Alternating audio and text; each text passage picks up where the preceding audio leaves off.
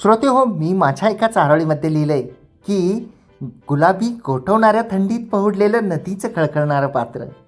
गुलाबी गोठवणाऱ्या थंडीत पहुडलेलं नदीचं खळखळणारं पात्र. अंधार पांघरून उजेडाच्या प्रतीक्षेत उभी असलेली रात्र.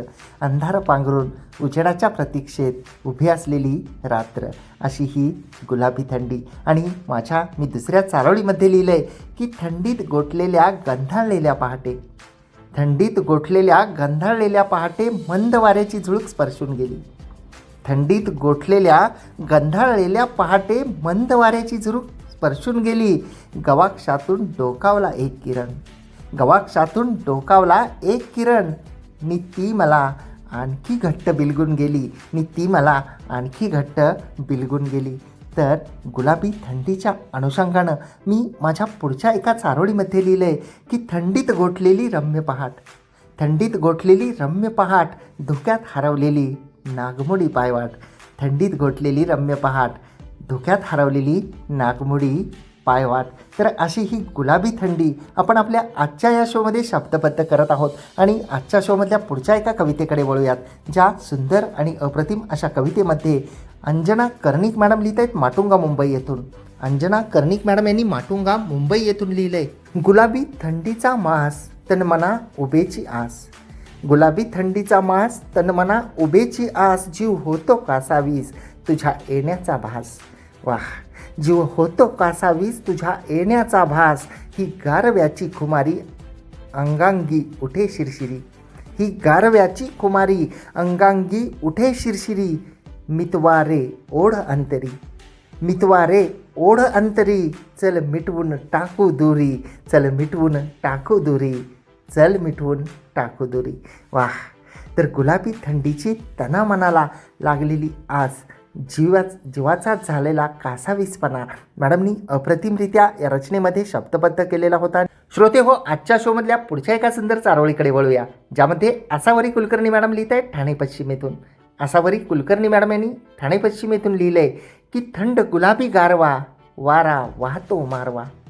थंड गुलाबी गारवा वारा वाहतो मारवा. थेंब पानात लाजती पुन्हा. वाह, थेंब पानात लाजती पुन्हा. इंद्रधनुची अभिलाषा उन्हा. इंद्रधनुची अभिलाषा उन्हा.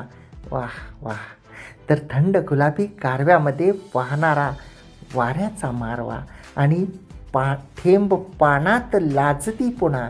त्याला इंद्रधनुची अभिलाषा उन्हा.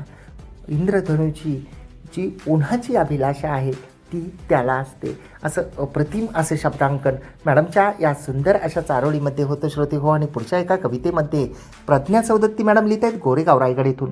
प्रज्ञा सौदत्ती मॅडम यांनी गोरेगाव रायगड येथून लिहिलं आहे की गुलाबी थंडी आणि रात्रीचा तो गारवा. गुलाबी थंडी आणि रात्रीचा तो गारवा. काहींची गोड स्वप्न वाऱ्याचा सूर मारवा. काहींची गोड स्वप्न वाऱ्याचा सूर मारवा. गुलाबी थंडीत दवबिंदू पहुडले काहीशे अलवार. गुलाबी थंडीत दवबिंदू पहुडले काहीशे अलवार. क्षणिक पण मोती सम. क्षणिक पण मोती सम. प्रसन्न माळरानाचं आवार. प्रसन्न माळरानाचं आवार. वा, तर गुलाबी थंडी आणि रात्रीचा तो गारवा. काहींची गोड स्वप्न वाऱ्याचा सूर मारवा. खूप अप्रतिम सुंदर गुलाबी थंडीचं वर्णन मॅडमच्या या अप्रतिम अशा कवितेमध्ये होतं. आणि पुढच्या एका कवितेमध्ये प्रतिभा गौपाले मॅडम यांनी प्रीत या नावाने लिहिले नागपूर येथून. प्रतिभा गौपाले मॅडम लिहित आहेत प्रीत या नावाने नागपूर येथून. ही गुलाबी थंडी आणि धुके पसरले दाट. गुलाबी थंडी आणि धुके पसरले दाट. सख्या तुझी किती सांग पाहू मी वाट. वाह, सख्या तुझी किती सांग पाहू मी वाट. तुझ्यात मी गुंतले तू गुंतलास कामात. तुझ्यात मी गुंतले तू गुंतलास कामात. थंडीच्या दिवसातही ये ना सख्या गावात. थंडीच्या दिवसातही ये ना सख्या गावात. ये ना सख्या गावात. तर गुलाबी थंडी, पसरलेलं दाट असं धुकं आणि त्या गुलाबी थंडीमध्ये विरहाचे भाव मांडणारी मॅडमची ही अप्रतिम आणि सुंदर शब्दरचना असलेली रचना होती. श्रोते हो, आणि याबरोबरच पुढच्या एका कवितेमध्ये बंडोपंत दी कुलकर्णी सरांनी सोलापूर येथून लिहिलं आहे. बंडोपंत दी कुलकर्णी सर लिहित आहेत सोलापूर येथून की साजनाने टेकले मस्तक खांद्यावर, साजनाने टेकले मस्तक खांद्यावर, स्पर्शाने भरली ऊब सर्वकष अंगात. वाह, स्पर्शाने भरली ऊब सर्वकष अंगात, होता जो बंड गुलाबी थंडीचा देहात, होता जो बंड गुलाबी थंडीचा देहात, विरला तो अनाहुत रुची पेरून मनात. वाह, विरला तो अनाहुत रुची पेरून मनात. सर पुढं असं लिहितायत की त्या आठवणी मना केले व्याकुळ, त्या आठवणी मना केले व्याकुळ, रोमांच अन शिरशिरी भरली अंगात, रोमांच अन शिरशिरी भरली अंगात, शीतलहरींना उरला न ठाव कशात, शीतलहरींना उरला न ठाव कशात, गुलाबी थंडी आसुसली प्रेम अभिजात, गुलाबी थंडी आसुसली प्रेम अभिजात, प्रेम अभिजात. खूप अप्रतिम आणि सुंदर भाव मांडणारी सरांची ही रचना होती की साजनाने टेकले मस्तक खांद्यावर, स्पर्शाने भरली ऊब सर्वकष अंगात. तर साजनाने जेव्हा मस्तक खांद्यावर टेकलं तेव्हा त्या स्पर्शानं ऊब जी आहे ती अंगामध्ये भरली आणि जी गुलाबी थंडी होती त्या थंडीचा देहातलं जे बंड आहे ते अनाहूतपणे विरलं. खूप अप्रतिम सुंदर असं गुलाबी थंडीचं वर्णन करणारी सरांची ही रचना होती श्रोते हो. आणि याबरोबरच पुढच्या एका कवितेमध्ये विजय रमेश बामुगडे सर लिहित आहेत पुणे इथून. विजय रमेश बामुगडे सरांनी पुणे इथून लिहिलं आहे. सर लिहित आहेत की गुलाबी थंडीचे गारवारे कापरं भरवितात अंगावरी तारे, गुलाबी थंडीचे गार वारे कापरं भरवितात अंगावरी तारे, भुरभुरले धुके वाट अडविते, भुरभुरले धुके वाट अडविते, सूर्यही लाजतो कोवळे किरण देते, सूर्यही लाजतो कोवळे किरण देते, हातात चहा पोहे गरम, हातात चहा पोहे गरम, संगतीत मित्रांची गप्पा सरम, संगतीत मित्रांची गप्पा सरम, उबदार शालीत लपून बसावे, उबदार शालीत लपून बसावे, थंडीच्या सरींनी मन गुंजावे, थंडीच्या सरींनी मन गुंजावे.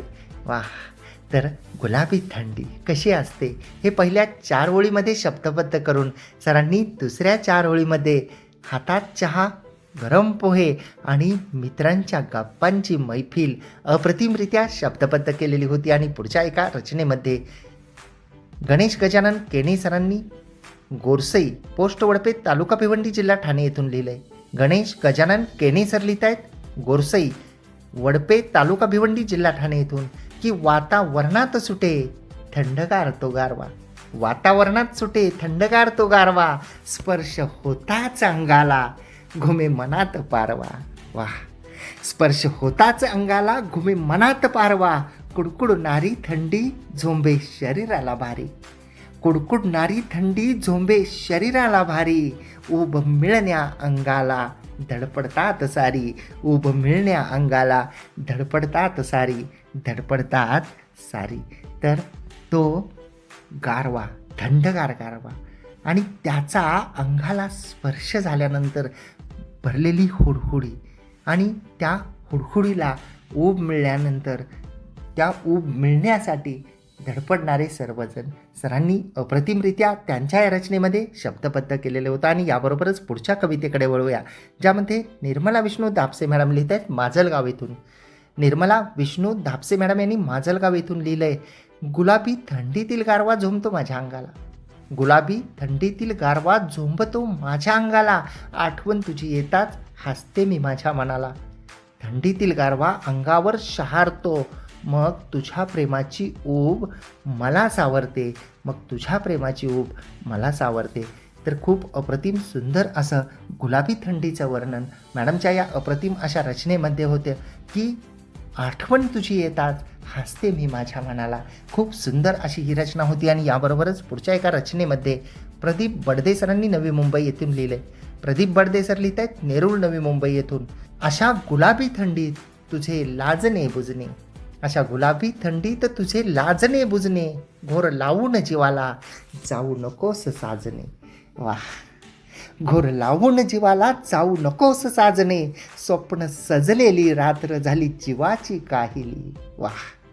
स्वप्न सजलेली रात्र झाली जीवाची काहिली, अंग भरल्या देठाची रात राणी मी पाहिली. अंग भरल्या देठाची रात राणी मी पाहिली, रात राणी मी पाहिली. वाह वाह वाह. आणि खरंच की अशा या गुलाबी थंडीत तुझं लाजणं बुजणं आणि तू जीवाला घोर लावून जाऊ नकोस. स्वप्न सजलेली ही रात्र आहे आणि यामध्ये जीवाची काहिली होते. त्यातच अंग भरल्या देठाची रात राणी मी पाहिली. खूप अप्रतिम सुंदर असे भाव या रचनेमध्ये होते. पुढच्या आपण एका कवितेकडे वळूया, ज्यामध्ये पांडुरंग खंडू म्हस्के सर लिहित आहेत डाळिंब तालुका दौंड जिल्हा पुणे येथून.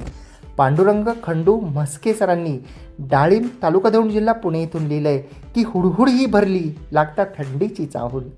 हुडहुड ही भरली लागता थंडीची चाहूल, असे गुलाबी बोचरी पाडे मनास ती बोल. वाह.